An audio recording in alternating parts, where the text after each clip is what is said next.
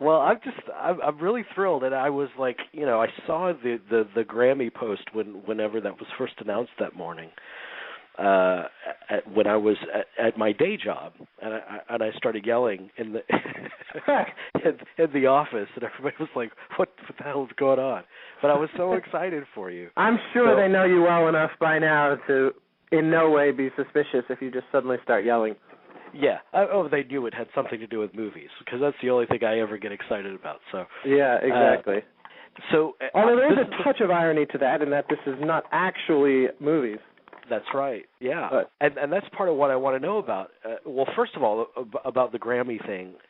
Were you on the lookout for the Grammy nomination? Were you made aware that you were put on a short list at all, or?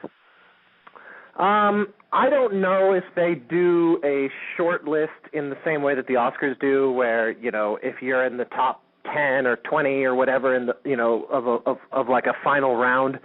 I don't even know if they do that, so I don't think they do, so I never knew about anything like that. I did know that Sony had filled out the paperwork and formally submitted it, because it has to be submitted for consideration.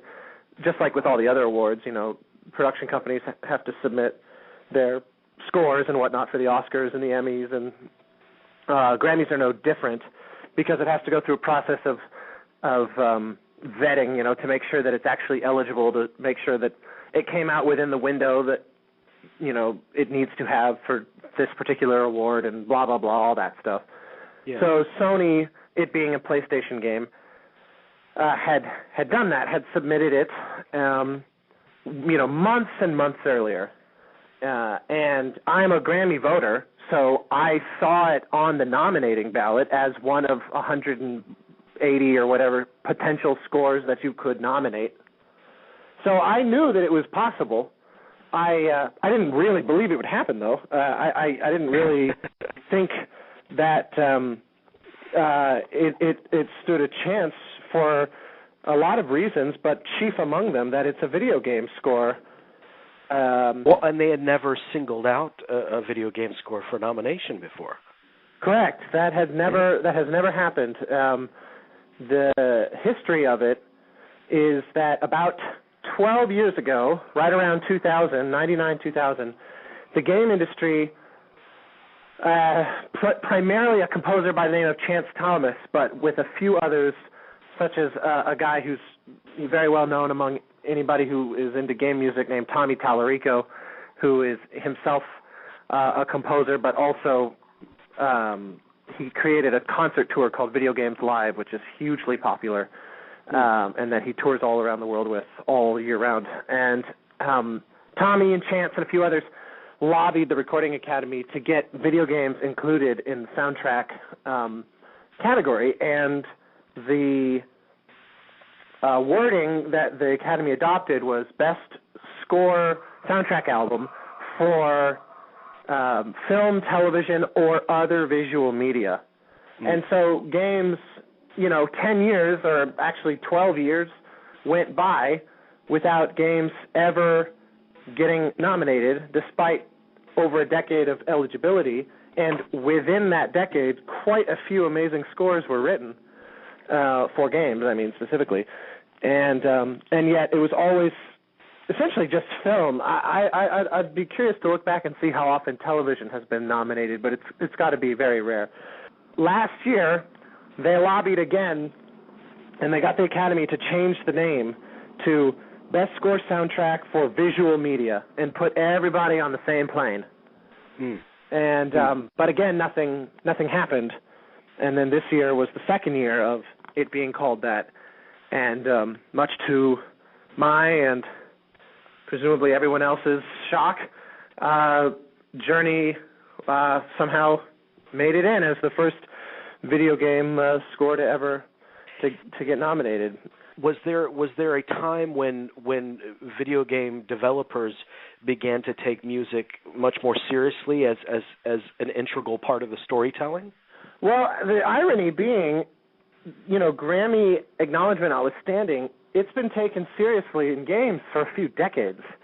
Even iconic classics, which seem on their surface to be musically primitive, like Super Mario Brothers or The Legend of Zelda, were, huge amounts of thought and work went into those, especially back in those days when everything was hardware-generated music, and 100% chip tunes, as we say now, and so, but starting especially like 10 and 12 years ago,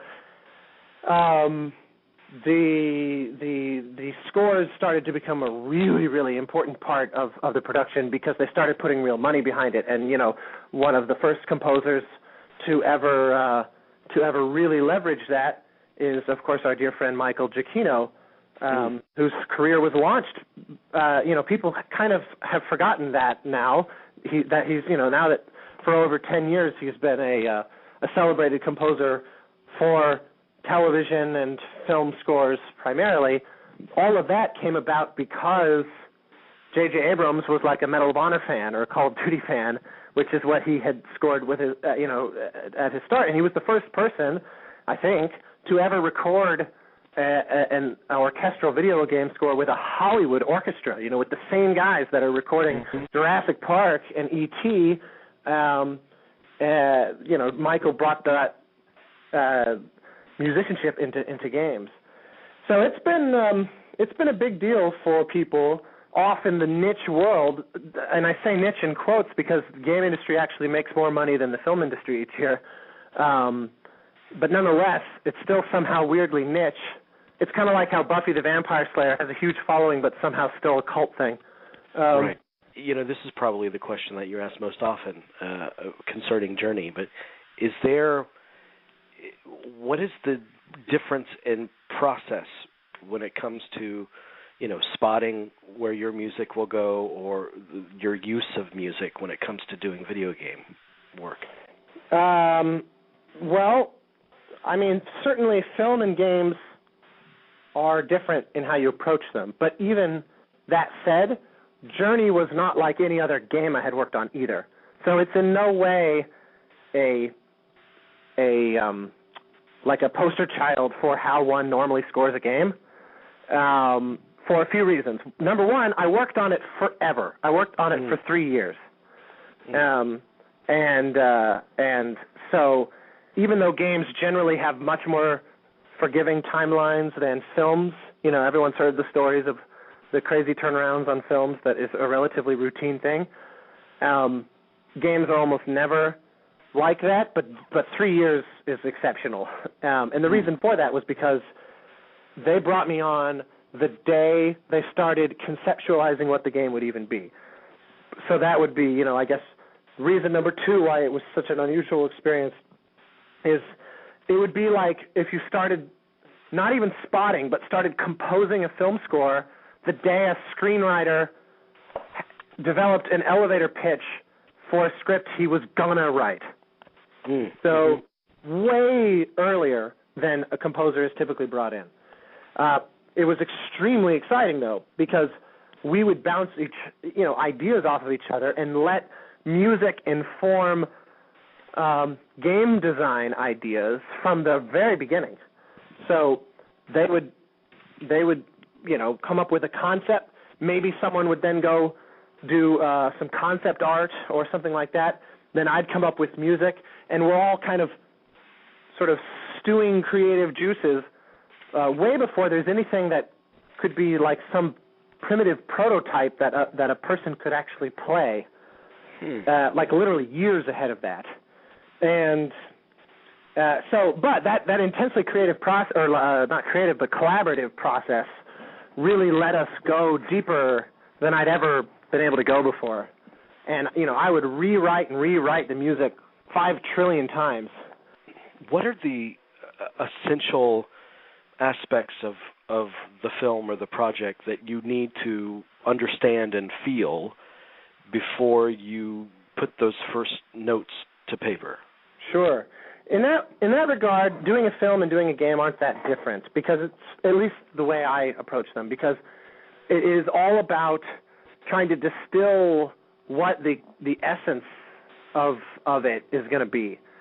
In the case of Journey, this was a this was a distillation of Joseph Campbell's writings and his, the notion of the monomyth, or his seminal writing of the Hero of a Thousand Faces, which is, what George Lucas based Star Wars on, and which seemingly every 3-act structure of any script ever owes a debt to. This was going to be very much modeled on that and these kind of archetypes.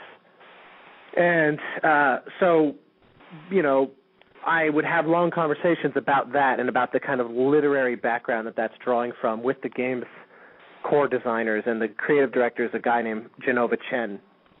And so in that way, it's really not that different from a film where you're saying, okay, well, what do we want the audience to take away from this? What do we want them to feel afterward or during? The fundamental differences come in the fact that it's nonlinear. The game is a short game. It's meant to be very kind of poetic and compact, and so the game only takes 2 to 3 hours to do, which is a fraction of what most games typically take. And so it was nonetheless like having to map out what the player's experience in that time is going to be and digest all the different non-linear aspects of that to really make sure that the music is going to be deeply interactive to their experience. And none of that ever obviously has any analogy in film. Film is fundamentally linear. It has a start and an end time, and you decide where the music comes and goes, and spotting it is a very familiar concept. But in a game, it's a far more elusive concept because the exact timings and all that don't exist. But I'm not a believer in just creating a bunch of endless loops that just fill space. I mean, to me, that's missing a huge opportunity to actually, go on this experience and on this journey with the player. And designing a music system to do that, though, of course, is like nightmarishly difficult, and that's why it was great to have 3 years to figure it out. Yeah, but there's something about, and I guess this works with all the creative arts, whether it be writing or what have you. There's something to going on your instinct, like your first instinct for how something should sound or feel, and then given an opportunity to just constantly chip away and reconceptualize that. I mean, is that can you still maintain some sense of kind of immediate, your immediate impulse for how something should feel? Did you ever feel like you were working it to death until you lost it? Not at all, but primarily because the game was so inspiring to me. I had a test kit on loan from Sony in my office where I could play the game as it was being made. I wasn't reliant on video captures or someone sending me like some kind of storyboard or like an email describing what it's supposed to be like. I was able to play it myself. And so what I would do is I would write. So I have like a double monitor setup in my studio where I'd have the PlayStation coming in through one of the other inputs on my monitor, so I could switch back and forth. And what I would do is I'd have like my left screen would be my music software and my right screen would be the game. So then I could like hit play on one and do kind of this approximation of what it would be like in a very simplistic sense in the game and really get this immediate feedback. And then, of course, I'd render out a mock-up of that, send it over to the game team with very specific instructions on exactly how it should be implemented. They would program it in, and then a new build of the game would be made, which is like saying a new cut of the film. They'd output a new game that night. So first thing in the morning, when I'm having my morning coffees, I'd play the game with the music actually in there, where I'm not having to hit play anymore, but I just play the game, and I could see how it worked. And the game was meanwhile taking shape and developing in its own ways. New physics effects were being designed, or new and improved visual assets were being loaded. Whereas before the sky was just some flat image. Now suddenly they had added clouds, that kind of thing. The thing was coming to life every time I would play it, and so it would just be continuously leaving me in this sort of awestruck state, because I was like the biggest fan and remain the biggest fan of the game in the world. They'd send it over, and I'd be like, I can't believe this is real. I can't believe someone is making this. If I were just a guy who went into Best Buy and picked up a game and bought this, having never known anything about it and having not worked on it, I would probably feel like it was my favorite game ever made. And so I was just in this constant state of bewilderment that I was the guy lucky enough somehow to be working on it, because it was so amazing and beyond anything I could imagine. It's really not like any other game. There's no obstacle. You can't fail. You can't die. There's no text or dialogue at any point. It's essentially like a silent film. 99% of what you hear is the score, and there's no stated goal. It's really quite unlike anything. When you first fell in love with music, was it through popular music or was it through film music? I mean, when did your film music consciousness start to come into play? Well, it was a specific, precise moment, which I will use as a moment to do a trivia on you, our old friend. I was 10 years old. I just walked over to my piano here in the studio. I was 10 years old, and it's a really weird story, but I had discovered in my grandmother's basement a BB gun that had belonged to my dad when he was like 10 years old. And it was the kind, it was like a toy gun from the 50s that they don't make it's like practically, I'm sure it's not legal now. It was like a rifle. But it was a BB gun, it's entirely, you pumped air into it. Pellet gun, accurately speaking. And I found that and I wanted it. And so my dad said, if you learn to play Beethoven's Für Elise, then you can have this. Now, why he said that, I have no idea, because I didn't play piano, I had never studied music, and I didn't even listen to music. I owned a couple of soundtracks, like, of course, I owned the LP of Star Wars and maybe one or two others, but because I loved Star Wars, like any other kid then did. Yeah. Like, I couldn't have told you the name John Williams despite the fact that my Star Wars LP was ground to dust. It was just an extension of the movie. And so I really loved movies and I really loved video games. And, I was an avid reader and I was into dinosaurs and I wanted to be like a paleontologist, when I grew up. And so why he suggested this Beethoven exercise, I have no idea. But we went and found a piano teacher named Jerry O'Leary, big Irish jazz pianist. He looks like Santa the rest of the year. He's got big, huge guy with a white beard, but he would wear like straw hats and straw flip-flops and a Hawaiian shirt. And he was the guy that, fate or however you want to think of it, decided should be my piano teacher. So he came over. I learned Für Elise. I took to the piano really quickly and really enjoyed it. So I was able to get it in like a month. And so, 3 or 4 lessons. I had it. I got my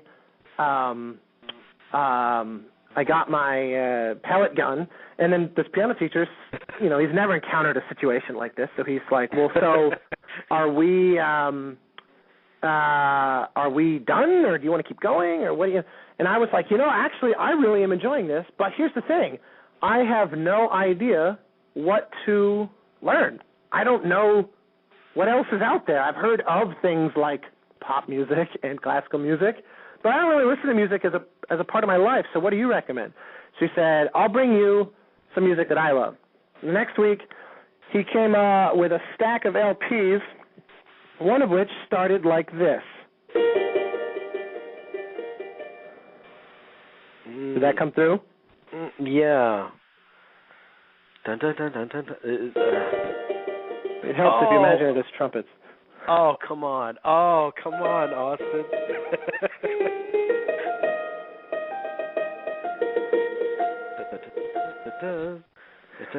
Oh.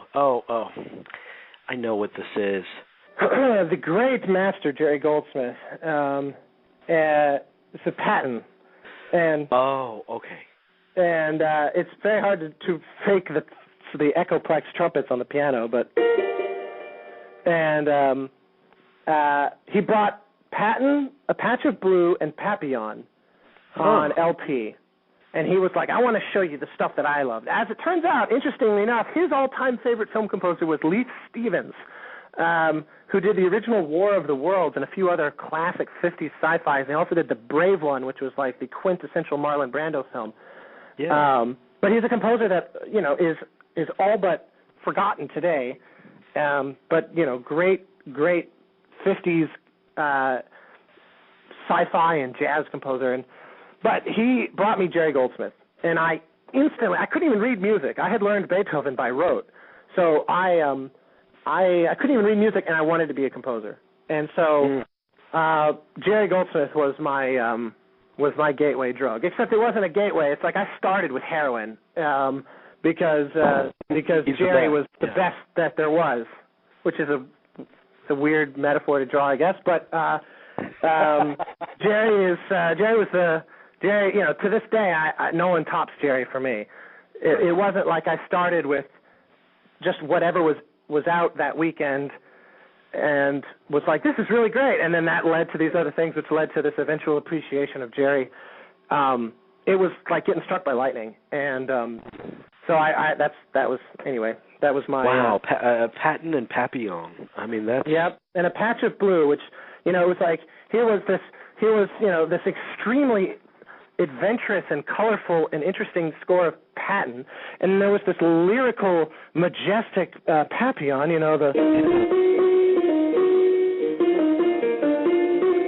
the accordion and the little harpsichord kind of thing, and then A Patch of Blue was like the most delicate thing I'd ever heard. This.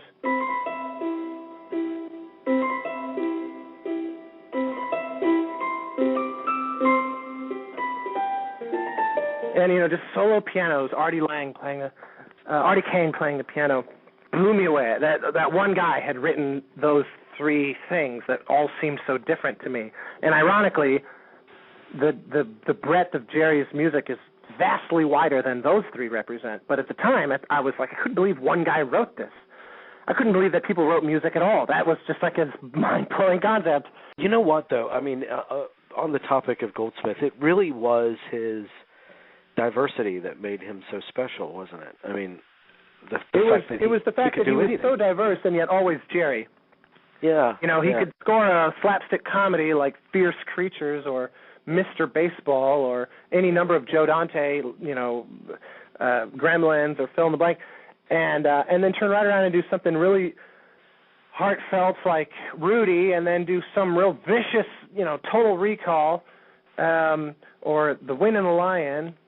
And then all these crazy, cross-pollinating, interesting scores like Under Fire, and yet, you hear all these things, and they're coming from all these different musical places, and they have all these different musical vocabularies, and yet it is unmistakably Jerry Goldsmith every time.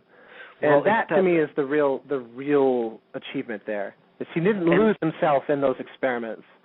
And the first theme that comes to my mind when I think Jerry Goldsmith is, me personally, because it's just a piece of music that I adore, is the love theme from the Russia House. Oh yeah.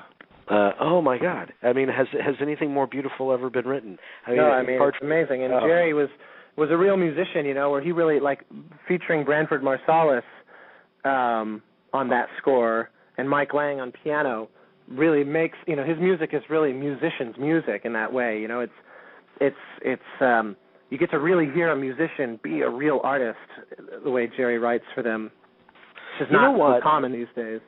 But with a lot of the composers that I've been interviewing for this series, I find that there's something that was brought up with Carter Burwell was that he would incorporate a lot of classical cues in some of his music, particularly the stuff that he does for the Coen brothers.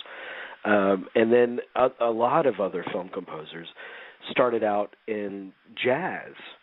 Do you find that the disciplines of other kind of genres of music outside of film composition that you call upon those when doing film, and some are more useful than others? Oh, I mean, absolutely. I mean, the whole world is like this great treasure trove. It doesn't stop with music. I mean, great works of literature and theater and great films and great video games, poetry, any number of visual, whether it's painters or architects or sculptors. To me, all of that culls together to form your ideas in music. Specifically as a composer, I come from a pretty classical background.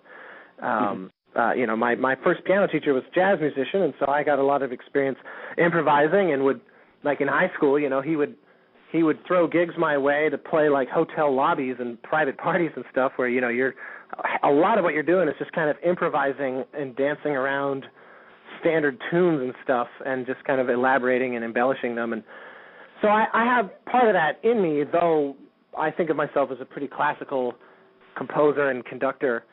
But it all comes together, you want to, like right now I'm doing a big band thing for video game, and then I'm working on a film also that's like really twisted and weird electronics. It's 100% electronic score, except for a few little viola solos that I pre-recorded and then am manipulating and sort of mutilating, but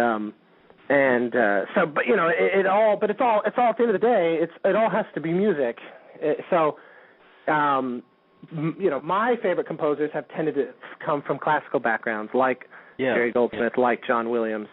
But they don't have to have, for me. I mean, thinking in terms of who the other nominees are at this upcoming Grammys, like Trent Reznor and Atticus Ross, for example, are miles away from that kind of background. But they've done some really remarkably great stuff.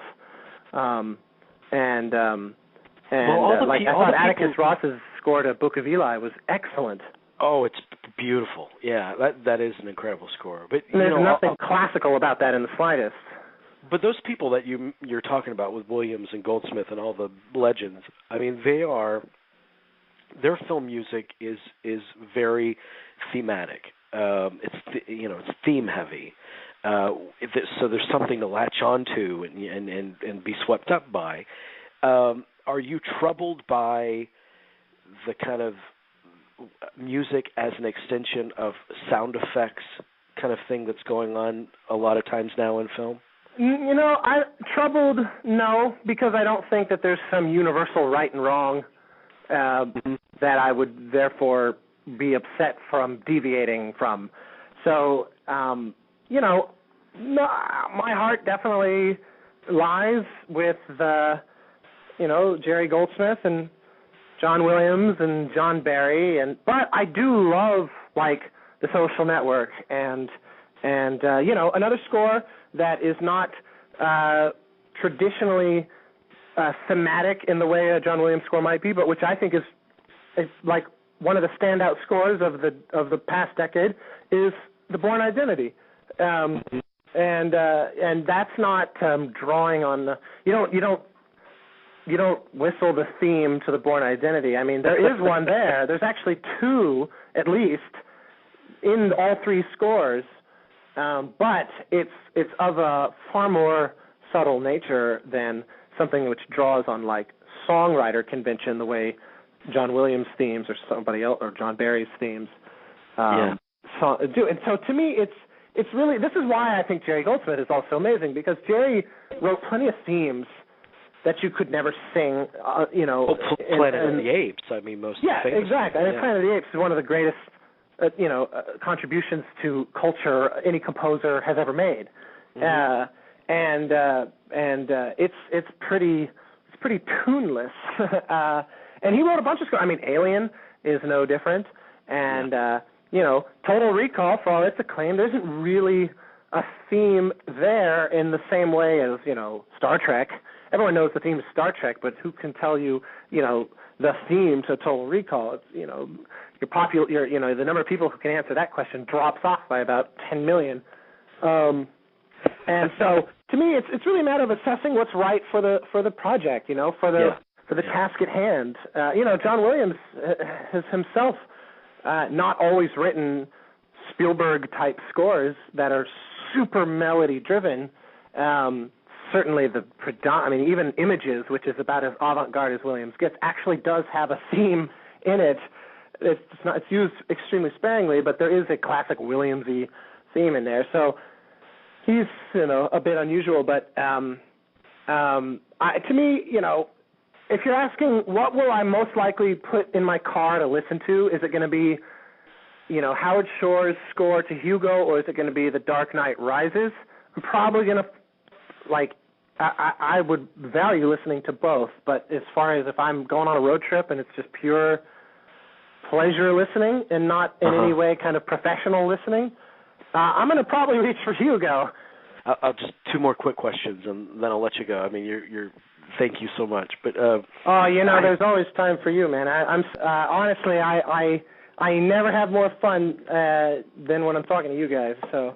Well, I love you, buddy. I mean, you've been such a great friend over the years, and and our listeners love you too, and they miss you too. Well, I am here anytime.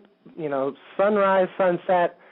Everything in between. I do love it, even if it means I'm getting my ass handed to me by Amin. Speaking of whom, by the way, he and I did another film together this last fall. That's what I wanted to ask you about. I wanted to ask you how's that going? How's it looking? We finished. The film's totally done, so now we're basically just waiting to hear on where it's going to premiere, and then kind of roll it out from there. But as a kind of callback to this conversation that we're having about melodic scores and blah blah blah, something tells me you will really, really love this movie.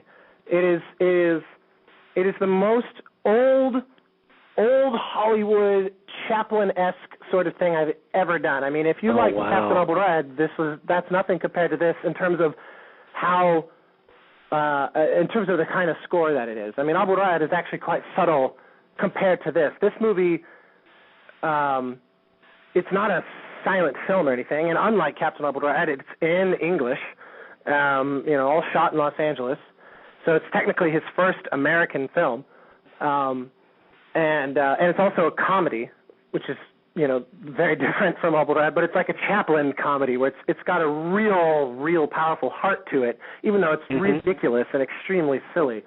Well, he showed me a trailer to it, and I said, oh, my God, that looks completely incredible. I mean, it does look a really look special very, film, and we had a blast adventurous with the score. in a way. What do you say? It does look very adventurous. Like you could really have a lot of fun with the music to it. I was thinking that as I saw the trailer. It was working with him is always, because we've done Captain Abu Ghraib and we've done some short films and stuff, but we also just he'll start writing a script and I'll just write a theme, and then he'll loop the theme while he's working on this. So we've written iterations of scores for all these unmade movies, and wrote music for his wedding, and so there's despite the fact this is only our second feature together, we've created a lot of music together, but this to me is my favorite collaboration we've had so far, because it's there's so many things that I always wanted to do, and this was the time I was able to do them. It's very, the whole score is centered around these harmonica solos. I never wrote for harmonica before. It's just one of those. It's just kind of one of these random instruments that had somehow eluded me until then. And so I flew to Amsterdam. I found this harmonica player who had exactly the right sound, and she's this pretty well-known Dutch harmonica player named Hermine Deerloo. And so I flew to Amsterdam and recorded her,